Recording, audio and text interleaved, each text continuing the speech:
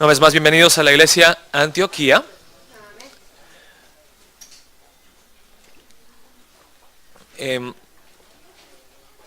No sé cómo se han sentido ustedes en estos últimos días. Para mí la palabra ha sido fuerte, me está golpeando duro, pero le agradezco a Dios que la palabra siempre es dada en amor para nuestro bien. Amén. Y yo sé que en estos últimos días algunos de ustedes han sentido un pesar en el corazón de que, wow, yo soy mucho peor de lo que yo pensaba. Yo pensaba que era una persona pues no tan buena, pero tampoco tan mala.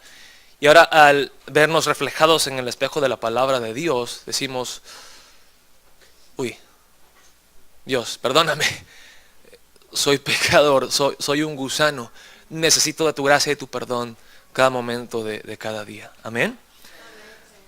Después de la Semana Santa empezamos una serie de prédicas sobre el tema de la idolatría. Y lamentablemente es algo que pues no se da mucho dentro de la iglesia. ¿Por qué? Porque Satanás es muy astuto y nos ciega para que no veamos nosotros los ídolos que tenemos en nuestros corazones. Creemos que estamos bien, pero nos estamos destruyendo a nosotros mismos y a nuestras familias al ir tras ídolos que no nos pueden llenar, que no nos pueden satisfacer. Así que empezamos esta serie de prédicas sobre la idolatría.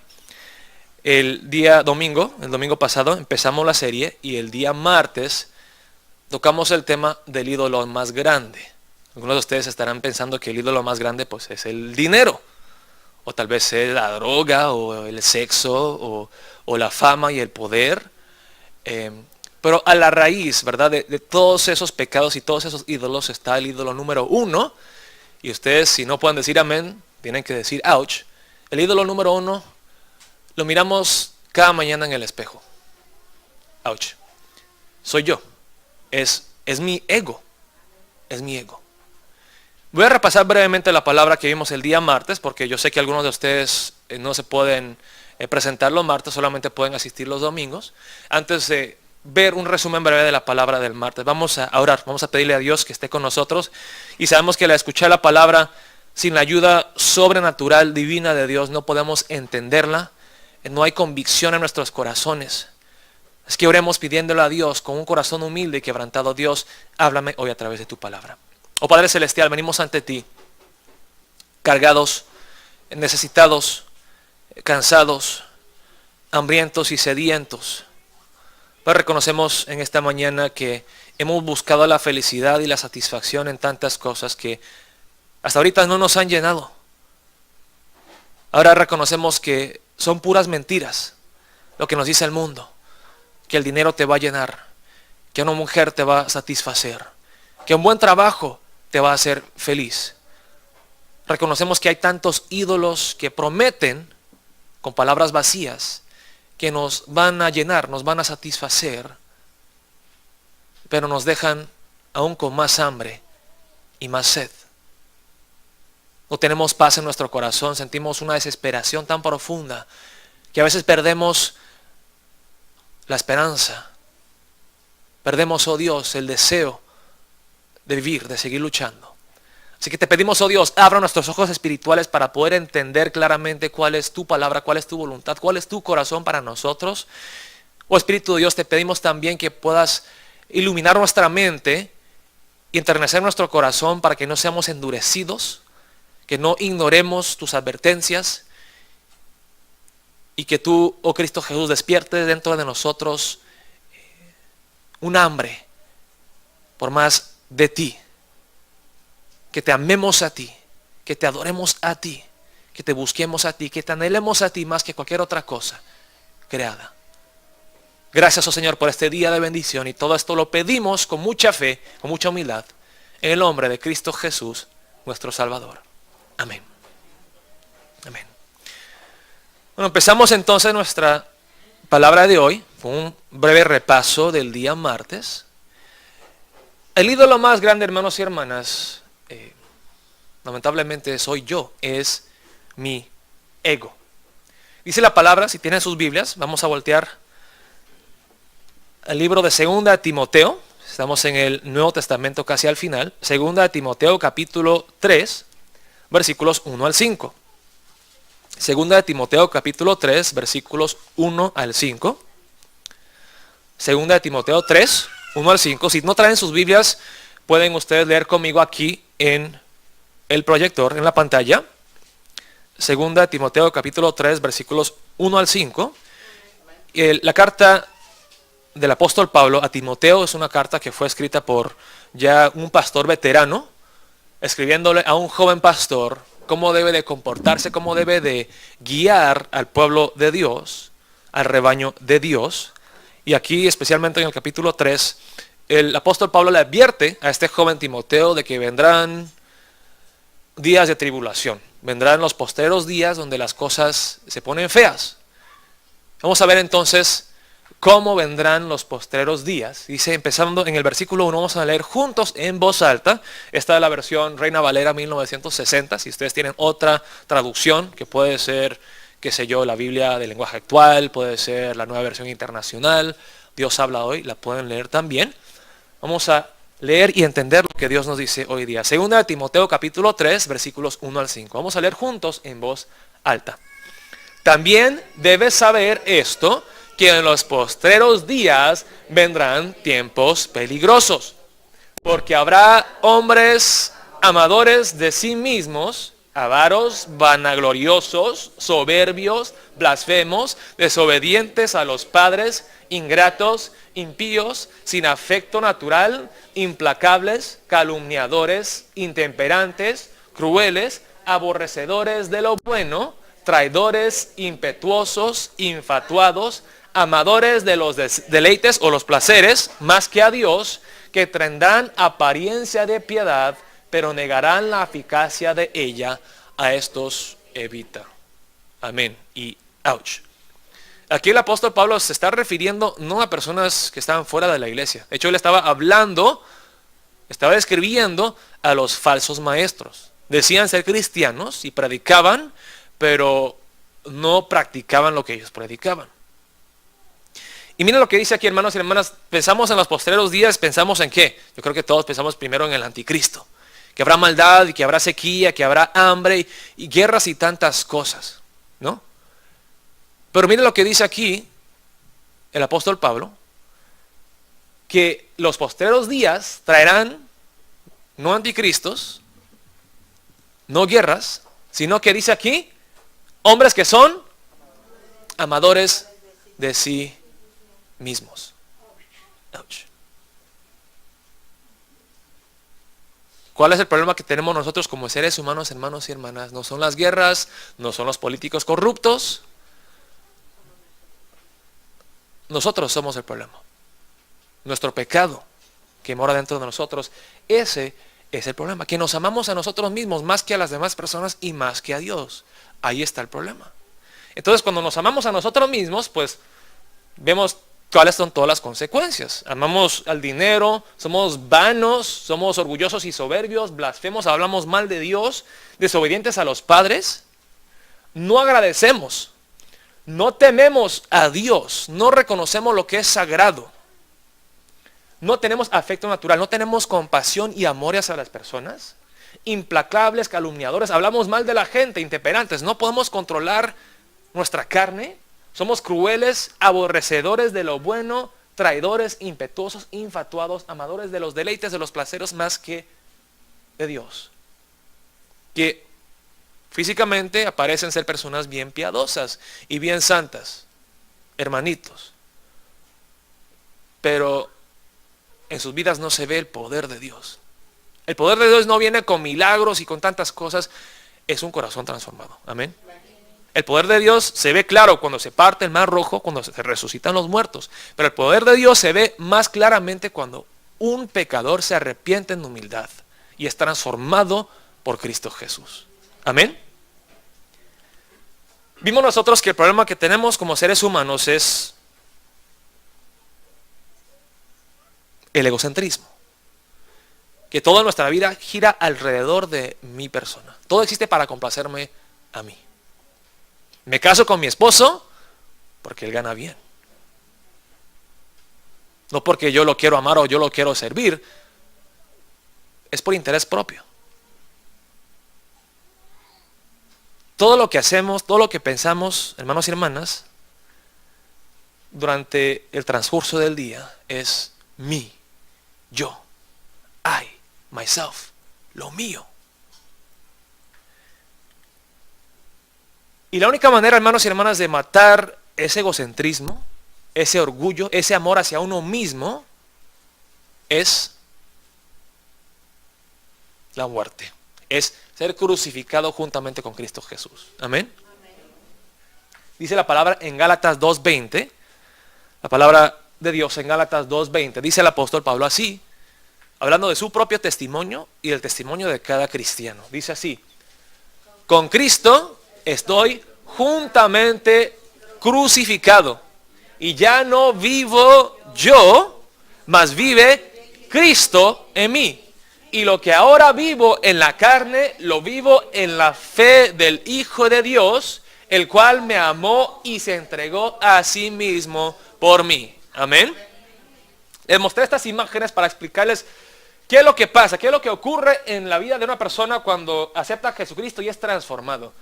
Mire, este soy yo, este eres tú, antes de que el Espíritu Santo nos tocara, nos regenerara el corazón de piedra, nos resucitara de la muerte espiritual.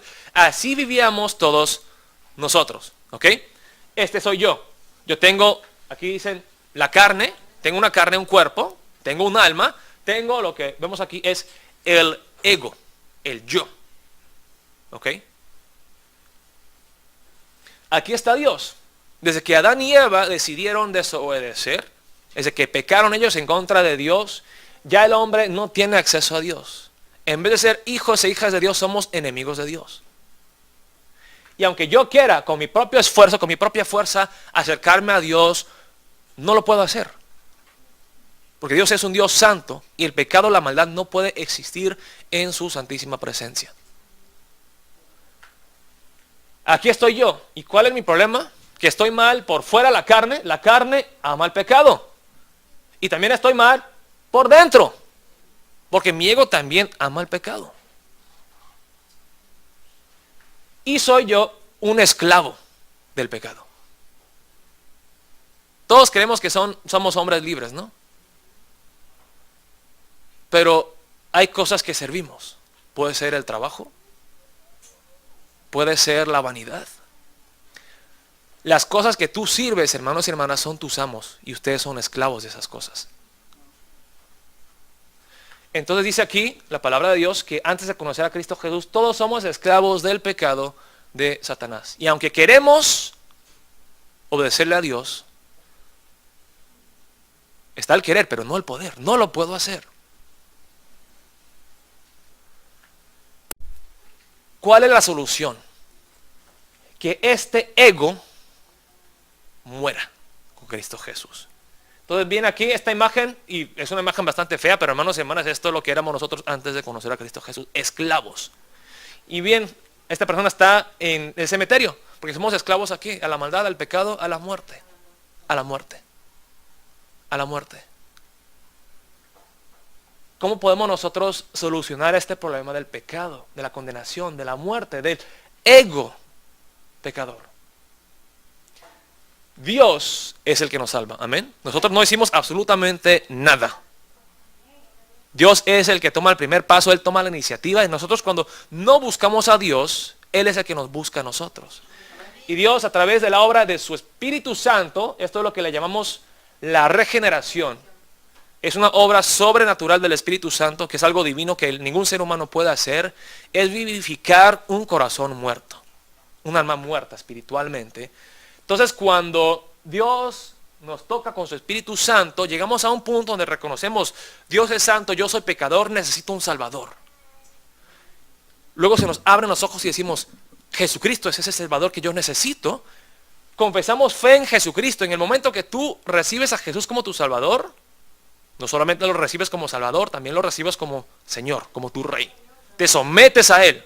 Hay personas hoy día que quieren el perdón de los pecados, pero que no quieren someterse a Jesucristo. No, eso no existe. O eres cristiano o no eres. Pero en el momento que tú aceptas a Jesucristo en fe como tu Salvador, y Él también se vuelve tu Rey y tu amo y tu Maestro, tú entonces eres crucificado con Cristo Jesús y eres sepultado juntamente con Él.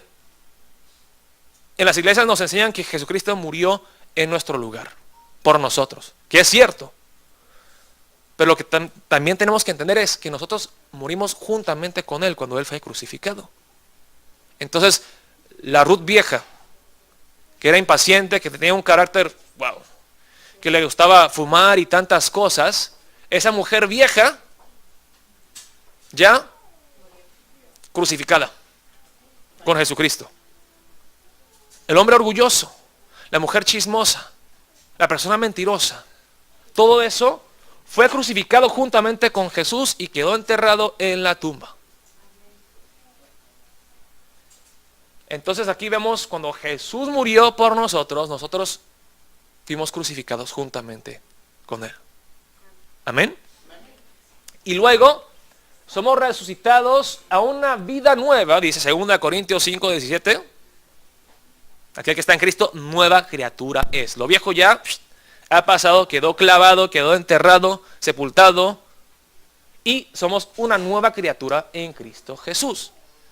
¿Dónde está el cambio? El cambio está aquí. ¿Ok?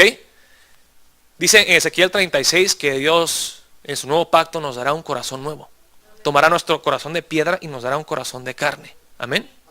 Que tiene deseos diferentes al hombre viejo. Entonces esa nueva criatura, verdaderamente somos una nueva criatura. Hemos nacido de nuevo, como dice Jesús a Nicodemo en Juan 3. Nacidos de nuevo, una nueva criatura. ¿Que qué?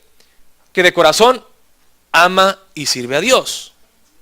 Pero porque vivimos en este mundo con una carne que aún sigue siendo tentado por el pecado, mi carne sirve el pecado, pero mi corazón, el yo, la nueva criatura, quiere agradarle a Dios. Amén.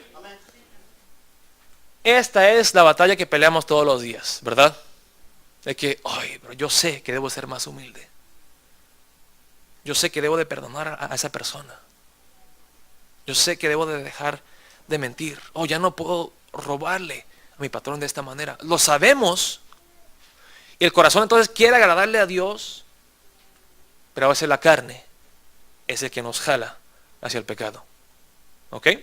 Entonces, este proceso es lo que le decimos santificación, de que la nueva criatura, el corazón ya renovado, empieza a ejercer una influencia positiva santificadora sobre la carne.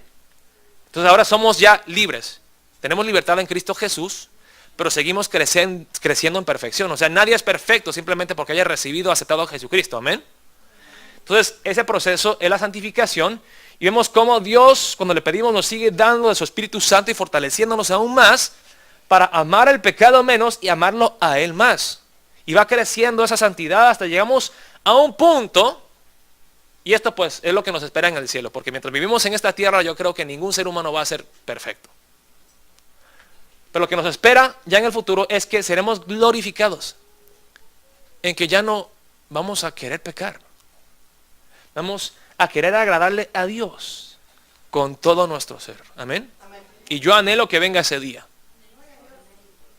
Yo anhelo que en algún día no sienta orgullo, no sienta rencor hacia las personas,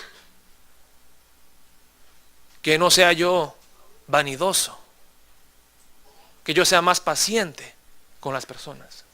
Entonces, esta es la esperanza viva que tenemos nosotros como cristianos, ¿saben? Esa es la meta. Y llegaremos hasta la meta no porque depende de nosotros, sino que depende de Cristo Jesús, depende del Espíritu Santo y Él lo está haciendo. El que empezó la obra, la perfeccionará hasta el día de Cristo Jesús. Amén. Entonces el proceso de santificación de la vida cristiana, en fin, se puede resumir en esto. ¿De qué es? Ir de una vida egocéntrica a una vida cristocéntrica, donde todo en tu vida gira alrededor de Jesús. Todo existe para glorificarlo a Él. Amén. Y por eso dice el apóstol Pablo en 1 Corintios 15:31, que Él muere Cada día, todos los días como cristiano, él tiene que crucificarse juntamente con Cristo Jesús. Como dice la hermana Ruth, nos queremos bajar de la cruz. Queremos sentarnos en el trono de nuestras vidas. Dice en 1 Corintios 15:31, os aseguro, hermanos, por la gloria que de vosotros tengo, nuestro Señor Jesucristo, que cada día muero. Amén. No hay otra solución.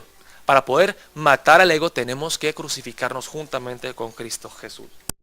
Ahora seguimos en este tema. Iba a empezar con el tema del dinero, pero dije, ¿sabes qué? Yo creo que Dios quiere que reflexionemos un poco más acerca del egocentrismo y el orgullo, y que entendamos cuán aborrecible, abominable es el egocentrismo, es el orgullo, la soberbia del ser humano.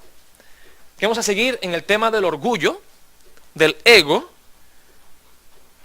Y quiero empezar entonces con esta pregunta: ¿qué es el orgullo? Y yo diría una respuesta tal vez simple, fácil de entender, sería: el orgullo, el egocentrismo es amarse a uno mismo, más que a Dios y más que a cualquier otra cosa. Es la adoración del ego, del yo. Ese es el orgullo. Y varios teólogos muy famosos han dado sus respuestas a esta pregunta: ¿qué es el orgullo? Vamos a leer una de estas respuestas. Dice un teólogo muy famoso llamado Jonathan Edwards, dice lo siguiente: el orgullo es la peor víbora que hay en el corazón. Es el primer pecado que ha entrado al universo. Sirve como la base fundamental de la torre del pecado y es el más secreto, engañoso e inescrutable en su forma de engañar. Está listo para mezclarse con todos los demás pecados.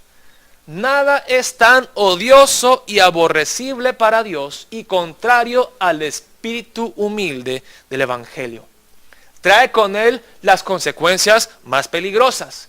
Es el pecado que más cabida le da al diablo en los corazones de los creyentes, no de los incrédulos, de los creyentes, y los expone a sus mentiras y engaños. Está diciendo aquí el teólogo Jonathan Edwards es entonces que cuando Satanás invade nuestra mente, nuestro corazón, lo hace muchas veces con el orgullo. Siembra esa semilla y cuando empieza a dar fruto, ahí es cuando él ya abre las puertas y se mete atacarnos espiritualmente. Dice Juan Calvino, otro teólogo muy famoso, dice lo siguiente acerca del orgullo: el veneno más eficaz para llevar al hombre a la ruina es el jactarse en sí mismo, es el gloriarse en sí mismo. Así como que yo soy el mero mero, yo soy el mejor. I'm the man, como se dice en inglés, I'm the man. Que se jacte en sí mismo, en su propia sabiduría y poder. Satanás sabe que si quiere matar a una persona, todo lo que tiene que hacer es una semillita de orgullo. Y se va, y cuando regresa, ya está hecho pedazos. El mundo dice: sé orgulloso, no dejes que te humillen. Pero Dios dice: Él exaltará al humilde. Amén. Y otra cosa que tenemos que entender, hermanos y hermanas, es esto: que el orgullo es, yo pienso, en lo personal, es raíz de todos los pecados. ¿Qué significa esto? Sembramos algo, primero salen las raíces, ¿verdad?, de la semilla, y luego sale el árbol. Ustedes que trabajan en la yarda, para deshacerse de la hierba, ¿qué hacen? ¿Qué le tienen que hacer? ¿Le van con weed whacker o le van con el lawnmower y ya? No, tenemos que arrancar desde la raíz, porque si la raíz sigue ahí, crece otra vez. Para deshacernos de todos estos pecados, tenemos que destruir la raíz del orgullo humano. Amén. Vamos a ver cómo, por qué el orgullo es la raíz de todos estos pecados. La envidia. ¿Qué tiene que ver el orgullo con la envidia? La envidia es querer algo que otra persona no tiene. ¿Cierto? Y no dice: pues yo me lo merezco. y él no, ella no. Yo soy mejor que él y ella y no lo tengo. Esa es la envidia. El amor hacia uno mismo. El orgullo. Seguimos. El rencor. Me la vas a pagar. No sabes con quién te estás metiendo y me debes. Y te voy a hacer la vida miserable, insoportable, imposible, hasta que tú sientas mi dolor. Orgullo. La contienda, la división, los pleitos, siempre surgen. ¿Por qué? Porque yo me creo más que el otro. Si me humillan, me dicen algo, le tengo que responder. La mentira. ¿Por qué mentimos? ¿Por qué mentimos? ¿Se han preguntado eso? ¿Por qué mentimos? ¿Para esquivarnos de consecuencias negativas de nuestras acciones a veces? ¿O para ganarnos cosas que no nos pertenecen? ¿Por qué robamos? Porque nos amamos a nosotros mismos y queremos obtener algo ilegalmente. La hipocresía. ¿Por qué somos hipócritas? Porque no queremos que las personas nos vean, nos hagan de menos. Entonces, fingimos ser algo que no somos para vernos bien delante de las personas. Orgullo. La calumnia, hablar mal de las personas. ¿Por qué hablamos mal de las personas? Esto pasa muchas veces. Yo como pastor, los amo a todos ustedes, pero ustedes saben que si tienen 2 o 3 hijos y se empiezan a pelear entre ellos, no, pero papi, fue mi hermana la que me pegó, ella tiene la culpa. Me dan un cuento. Luego dice Olivia, no, pero es que él tiene la culpa. Otra historia completamente. Le echamos tierra al otro para vernos nosotros mejor. Y que tú estés de mi lado, papá. Que tú estés de mi lado, pastor. Es que usted no entiende, pastor, es que la otra hermana el otro día me faltó el respeto y ella es mala, pastor. Entonces, ¿cómo le hago yo? ¿A quién le voy a creer? Hablamos mal de la gente para vernos mejor. Eso es orgullo. El materialismo, la avaricia. Servimos el Dios del ego, del yo. Yo quiero lo que yo quiero y lo voy a obtener. La vanidad, el temor al hombre. Todo esto, en fin, tiene a su raíz el orgullo. Y si cortamos la raíz del orgullo, nos deshacemos del orgullo, todo esto se muere. ¿Amén? Así que tenemos que ser muy inteligentes y estratégicos a luchar espiritualmente contra el pecado, sabiendo que todo empieza con el ego, con el orgullo humano. Ya vimos la palabra en 2 Timoteo 3, versículos 1 al 5, pero todo esto se da ¿por qué? Porque somos, en fin, amadores de nosotros mismos. Dice la palabra aquí en Génesis 3, 1 al 5. Vamos a ver dónde empezó todo esto. Génesis 3, versículos 1 al 5, en el huerto de Edén. Génesis 3, versículos 1 al 5, donde se introduce el orgullo en la historia humana. ¿Dónde entra entonces el orgullo a este mundo? Dice en Génesis 3, versículos 1 al 5. Génesis 3, versículos 1 al 5. Vamos a leer juntos en voz alta la palabra de Dios. Dice, pero la serpiente era astuta más que todos los animales del campo que Jehová Dios había hecho, la cual dijo a la mujer, con que Dios os ha dicho, no comáis de todo árbol del huerto. Y la mujer respondió a la serpiente, del fruto de los árboles del huerto podemos comer, pero el fruto del árbol que está en medio del huerto, dijo Dios, no comeréis de él, ni le tocaréis, para que no muráis. Entonces la serpiente dijo a la mujer, no moriréis, sino que sabe Dios que el día que comáis de él, serán abiertos vuestros ojos y seréis como Dios, sabiendo el bien y el mal. La carnada que le tira la serpiente a Eva es el orgullo. Tú puedes ser como Dios. Desplázalo de su trono. ¿Por qué te vas a someter a él? ¿Por qué le tienes que hacer caso a él? Tú puedes ser tu propio rey. Tú puedes ser el capitán de tu propio barco, de tu propio destino. ¿Por qué le vas a hacer caso a Dios? De hecho, Dios no es un Dios bueno. Él sabe que si tú comes, ustedes tendrán más bendición. Y nos promete cosas buenas. Pero al fin cuando comemos, dice, tendrás más vida, tendrás más bendición. Y cuando al fin comemos, queriendo ser como Dios, queriendo desplazarlo, queriendo nosotros tomar el lugar de Dios, y ese es el orgullo, ese es el ego. Que todos queremos estar en el lugar de Dios.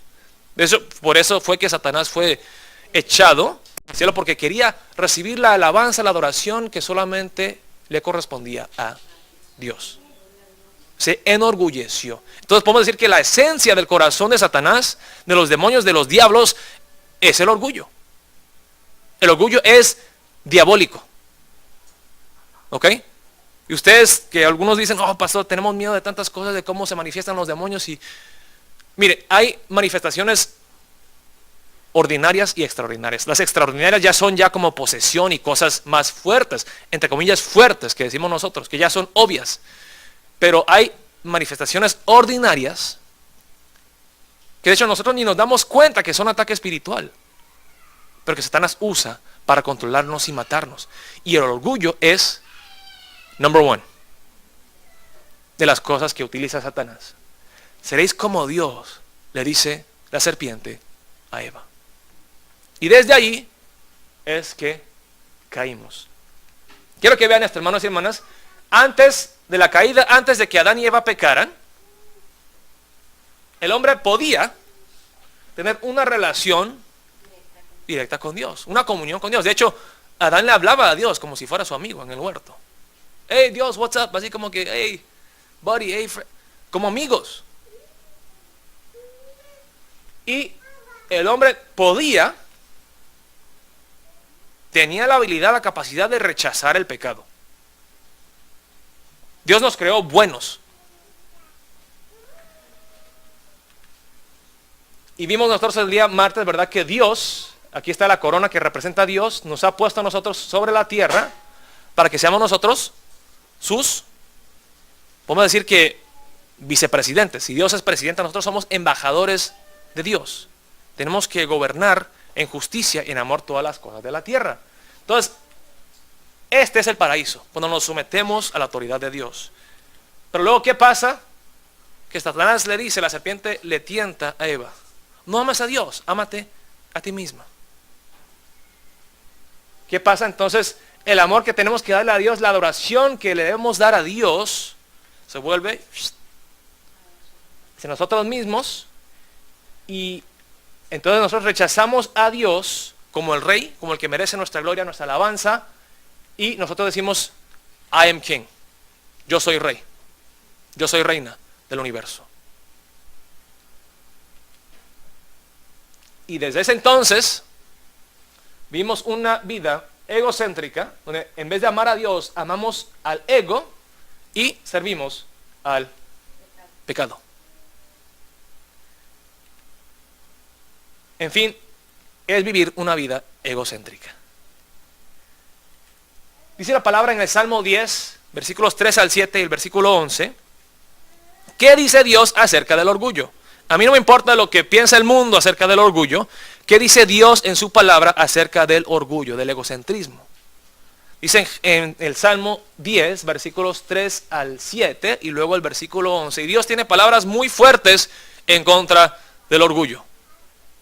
Si eres orgulloso, que somos todos, Dios nos está hablando. Te está advirtiendo, despierta. Cambia tu manera de ser, de pensar, de vivir. En el Salmo 10, versículo 3 dice la palabra de Dios así.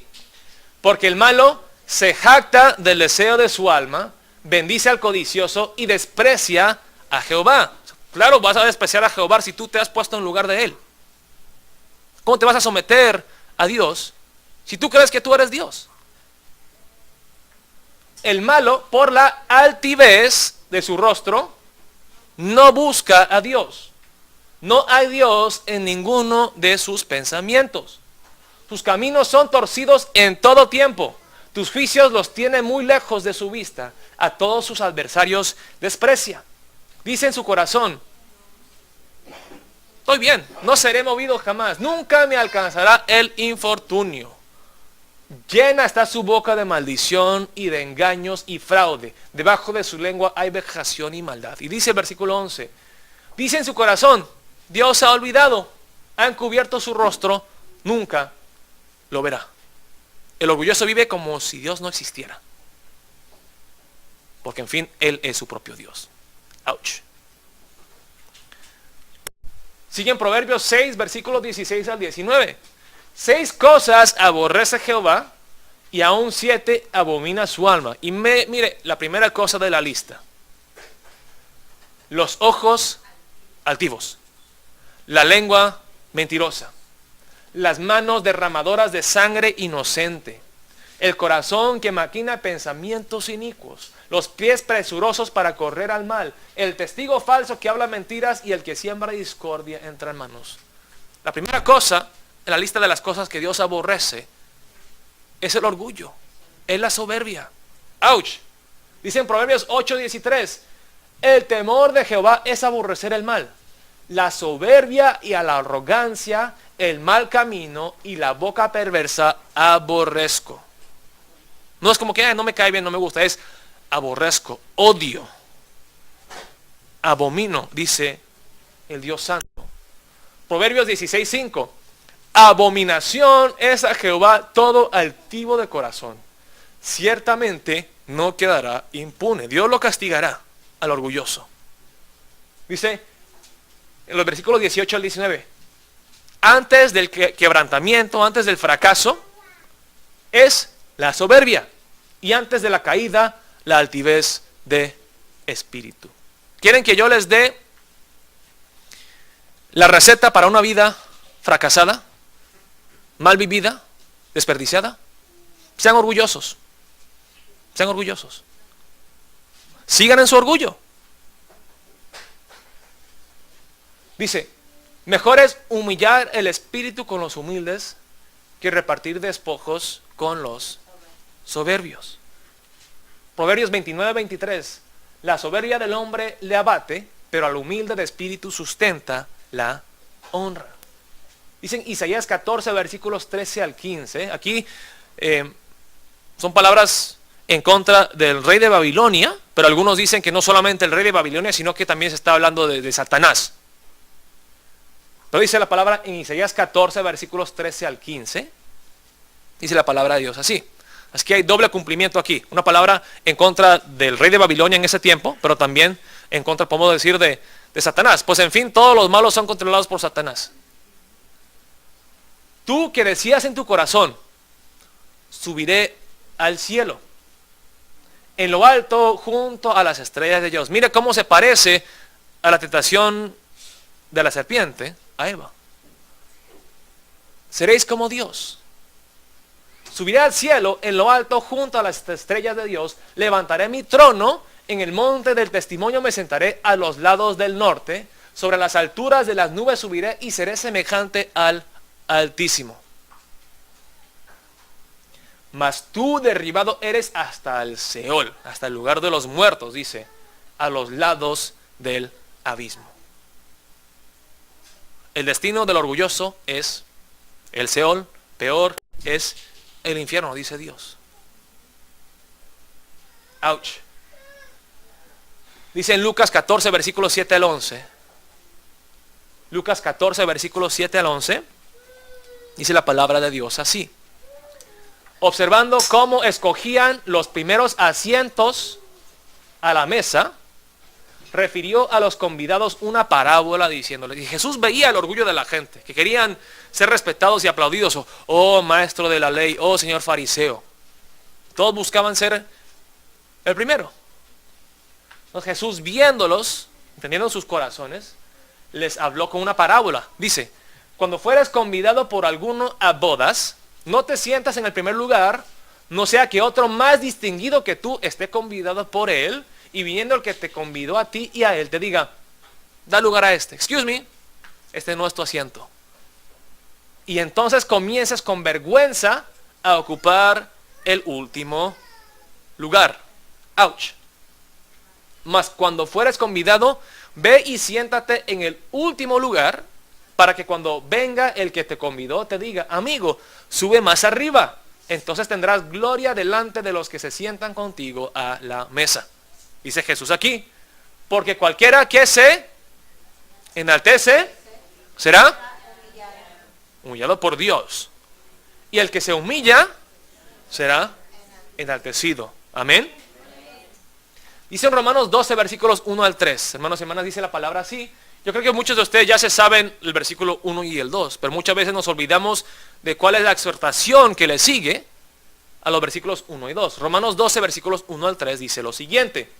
Así que, hermanos, os ruego por las misericordias de Dios que presentéis vuestros cuerpos en sacrificio vivo, santo, agradable a Dios, que es vuestro culto racional. Entonces dice el apóstol Pablo aquí, seamos santos, seamos agradecidos por la gracia inmerecida de Dios.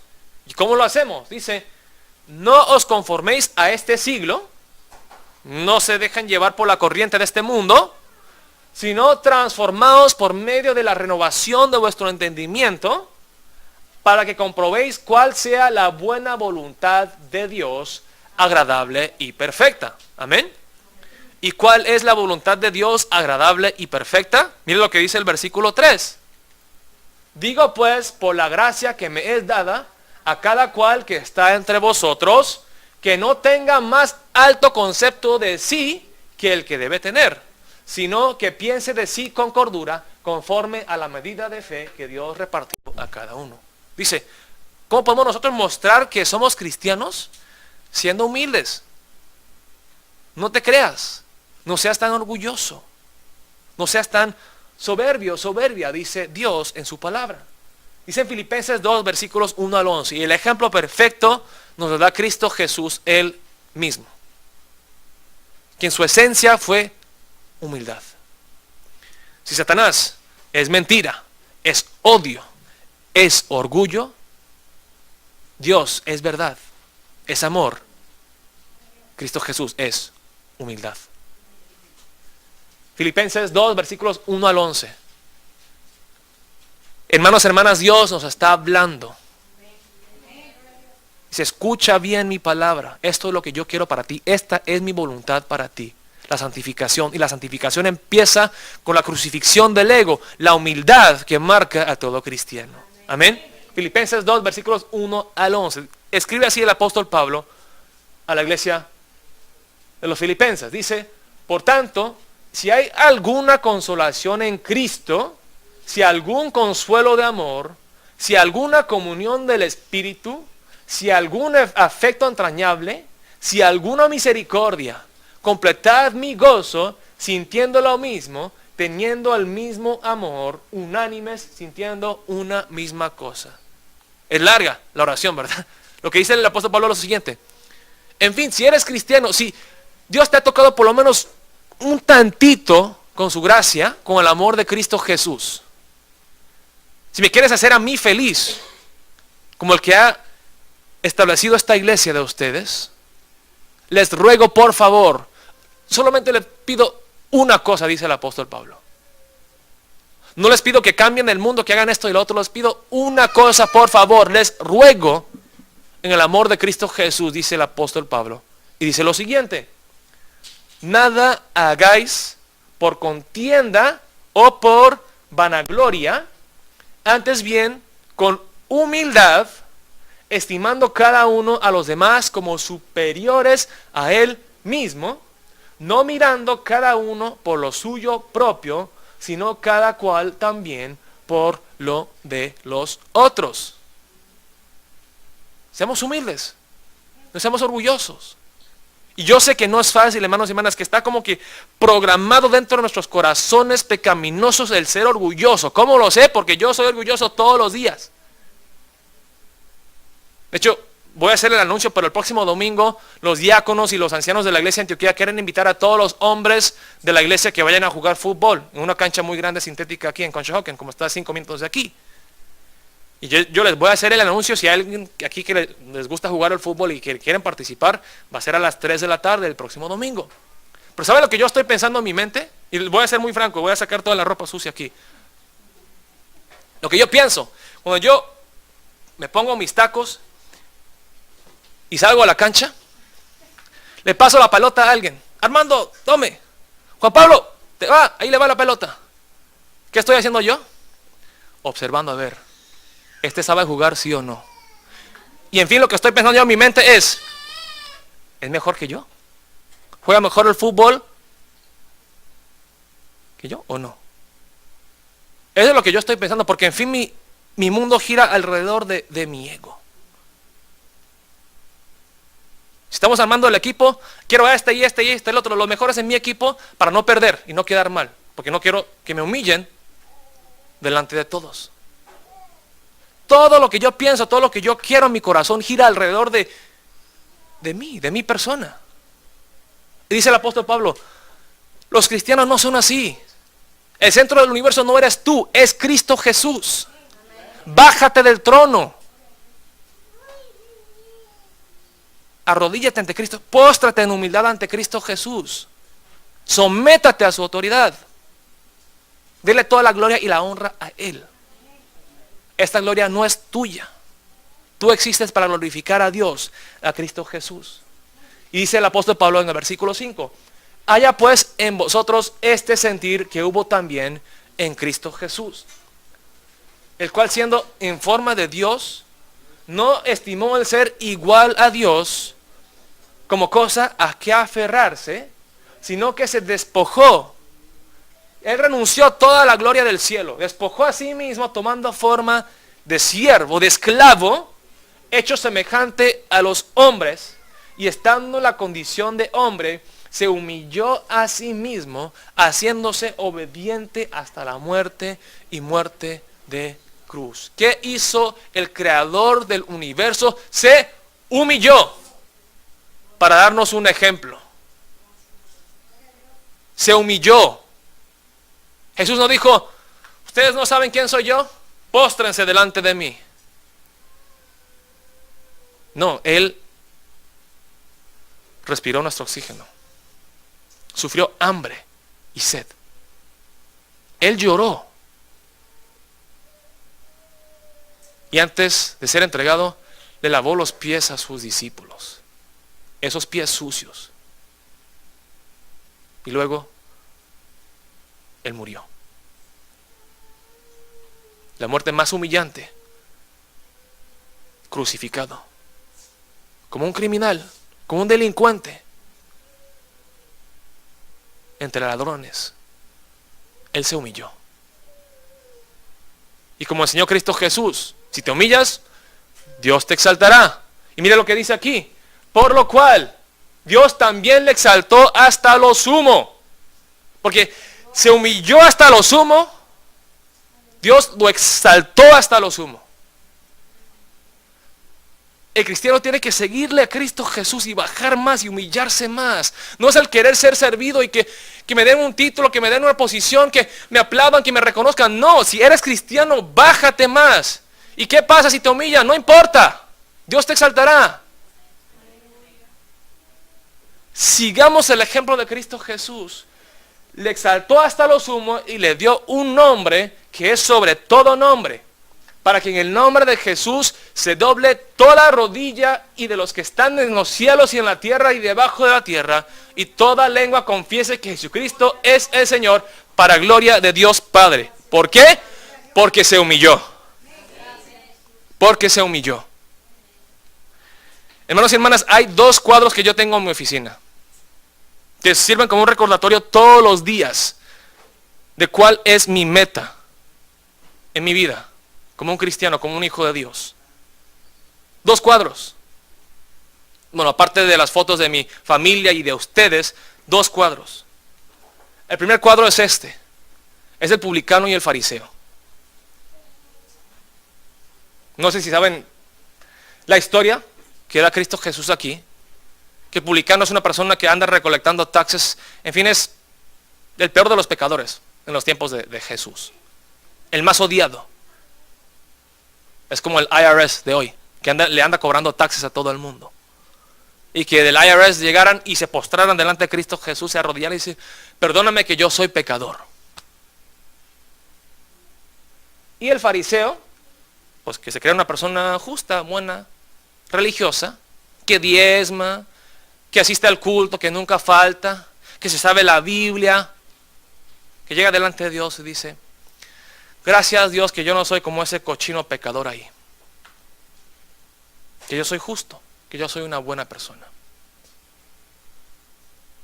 Y el otro, saliendo lágrimas y mocos y todo, está llorando, se está humillando delante de Dios. Dios, perdóname que yo soy un pecador. Yo no soy digno de estar aquí en tu presencia. Jesús dice, ¿cuál fue justificado? El publicano y no el fariseo. ¿Por qué tengo esta imagen yo en mi oficina? Porque yo soy una persona orgullosa. Y me es muy fácil juzgar como ese fariseo. Ay, sí, ¿por qué el hermano Hernán tal y tal cosa? ¿Por qué la hermana Fátima? Ay, es que, ay, Manuel Gómez, ay, qué dolor de cabeza. Adrián, ay, cuánta inmadurez hay en esta iglesia. En el momento que yo me lleno de orgullo, se desaparece todo amor. ¿Cómo puedes amar a una persona que tú desprecias en tu corazón? No lo puedes hacer. Por eso es que Jesucristo se agachó. Él descendió, se humilló para lavarle los pies a los discípulos. Cada vez que yo miro esta imagen digo, Dios, hazme una persona humilde. Con mi esposa, con mis hijos, con los miembros de la iglesia, con los pastores, con todas las personas, oh Dios, quiero ser humilde. Y la otra imagen que les entregué a todos ustedes que tomaron el curso de membresía, es la imagen de Cristo Jesús lavándole los pies a Pedro. ¿Cuál debe ser nuestra meta, hermanos y hermanas, como cristianos? Es seguir el ejemplo de Jesucristo. El día que Dios me juzgue por mi vida aquí sobre esta tierra, yo no creo que me vaya a preguntar muchas cosas. No me va a preguntar cuántas almas alcanzaste con el evangelio, cuántas iglesias levantaste, cuántos miembros llegaban a tu culto, cuántas personas fueron transformadas por tu predicación. Dios me va a decir, muéstrame tu vida, tu testimonio. ¿Viviste como mi hijo amado Cristo Jesús? ¿Diste un ejemplo? No solamente con tus palabras y tu predicación, sino con tu propia vida, tu manera de ser, de tratar a la gente, de amar y servir. Porque Cristo se humilló, Dios lo exaltó. Hermanos y hermanas, no sé ustedes, pero yo quiero ser exaltado por Dios en el último día. Yo no quiero que Dios me humille y me diga, necio, egoísta, tonto. Malgastaste la única vida que yo te di, que yo compré con la sangre de mi Hijo precioso. ¿Cuáles son tus frutos? Yo quiero que Dios me diga, quizá no te reconocieron tanto como quisiste. Quizá tampoco te agradecieron. Pero todo lo que tú hiciste, lo hiciste en fe y en humildad. Yo lo sé. Aunque nadie más lo sepa, aunque nadie más lo haya visto, todas esas oportunidades que teniste tú de exaltarte a ti mismo, y no lo hiciste, y te escondiste detrás de la cruz de Jesucristo, y serviste al hermano más terco, a la hermana más difícil de amar, eso lo hiciste para mí, para mi gloria. Y espero que Dios me dé una recompensa, no por todas las cosas buenas que haya hecho en esta vida, sino por el testimonio vivo de la humildad. Vamos a cerrar los ojos en este momento, hermanos y hermanas, y vamos a orar.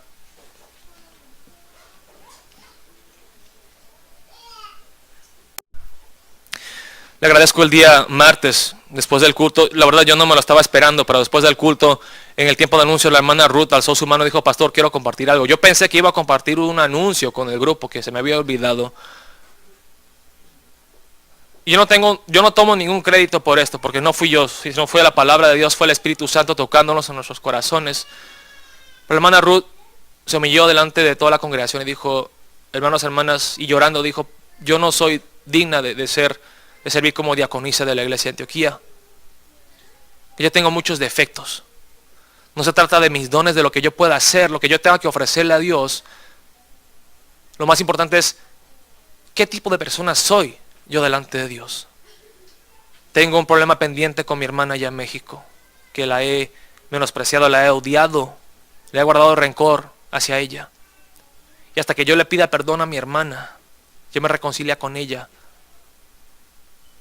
yo sé que no estoy bien con Dios y el Espíritu Santo me lo hace saber en este momento.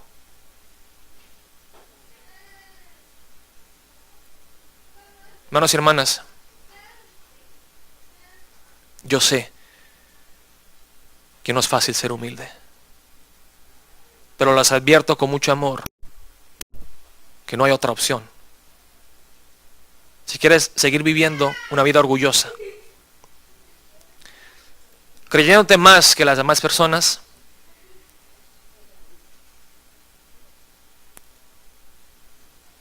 ese orgullo te llevará a la destrucción, a la perdición. Y yo no quiero eso para nadie aquí que está presente en este lugar. Vamos a pedirle al Espíritu Santo en este momento: escudriñame, oh Espíritu de Dios. Quita esa ceguera espiritual y hazme ver en qué parte de mi corazón, en qué rinconcito de mi corazón está escondido el orgullo, la soberbia, el egocentrismo. Perdóname, oh Señor, que hoy reconozco al escuchar tu palabra cuán aborrecible es el orgullo. El mundo dice, no es una gran cosa, no importa. Hay pecados más gravosos a Dios, pecados mucho más malos, como el robo, como el homicidio. Pero la palabra de hoy nos dice que a Dios le ofende el orgullo, le duele el corazón, le parte el corazón a Dios el orgullo nuestro. Humillémonos ante Dios en esta mañana.